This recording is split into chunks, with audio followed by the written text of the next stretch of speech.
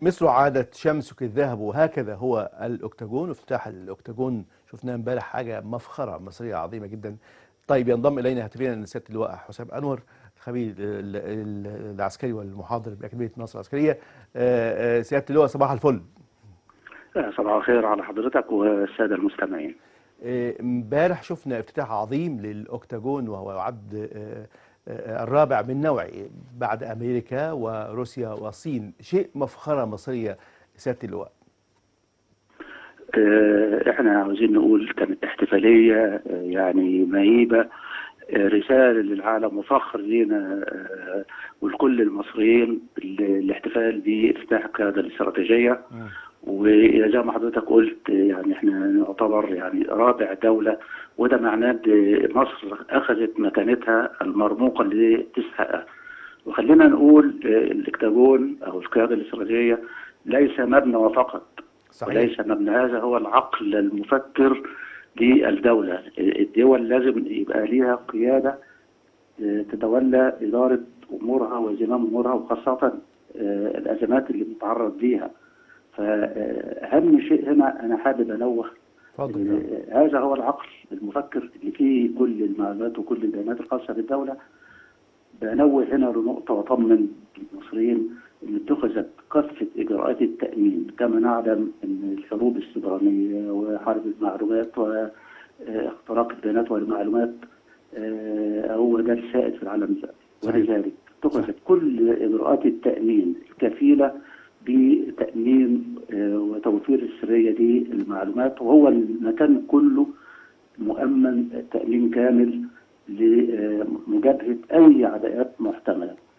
النقطة الثانية صحيح أن هذه التجميعة بتدي من السهولة واليسر في اتخاذ القرارات بطريقة نموذجية مبنية على قاعدة بيانات ومعلومات محدثة.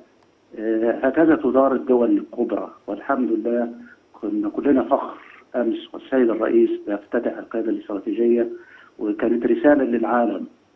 دي مصر، دي مصر صحيح. يجب أن تعامل مصر بقدرها اللي احنا كلنا نتمناه. صحيح. ويمكن يعني كان على هامش الافتتاح كان هناك بعض نماذج من الأسلحة الحديثة. رسالة أخرى، مصر القوية، الأوضاع المحيطة بنا وفي المنطقة يجب أن يكون هناك قوة تحمي هذا البلد. والحمد لله صحيح. رغم كل الظروف اللي مرت على بلدنا، ويعني نبدأ بقى من أول بقى كورونا والحرب الروسية الأوكرانية وغزة وحرب إيران. صحيح. مع ذلك الحمد لله الحمد لله إحنا يعني بلد قادرة بعون الله الحفاظ على أمنها القومي، وفي نفس الوقت مسيرة التنمية وعجلة التنمية لا تتوقف. الحمد لله. يعني حضرتك شايف النهارده الإنجازات اللي بتتم، سواء يعني عايز اقول يعني خلينا اكد هنا زياده الرقعه الزراعيه عشان نقدر نحقق اكتفاء ذاتي. صحيح. كل دوت يعني في ظل الجمهوريه الجديده، الجمهوريه الجديده اللي احنا كلنا نتمناها، ونتمنى ان بلدنا تصل الى هذه المكانه البرمق. طيب سيادة اللواء، يعني كان في كلام مهم السيد الرئيس عبد الفتاح السيسي قال: من أراد السلام فعليه بامتلاك القوة القادرة. نظرة العالم لمصر، مصر بلد عظيم في الأساس، لكن نظرة العالم لمصر وبالخصوص كان بعد 2013 وهذه التجربة المصرية العظيمة جدا الرائدة اللي فيها تقدم بشكل كبير جدا وفيها إنجاز وإعجاز. هقول لحضرتك حاجة، احنا لا نمتلك القوة ليس بغرض يعني لنا النهارده مطامع لاستخدامها. صحيح. لكن احنا بنمتلك القوة للحفاظ على السلام، صحيح. للحفاظ على بلدنا. صحيح. والحمد لله الحمد لله سياسة مصر الخارجية واضحة، لا نتدخل في شؤون أحد. علاقات متوازنة مع كل الدول، علاقاتنا كويسة مع كل الدول مبنية على المصلحة المشتركة، وده حضرتك باين في كل المحافل الدولية، وكيف يعامل السيد الرئيس وكيف تكون النظرة لبلدنا. ده مبني على ايه؟ مبني على قوة.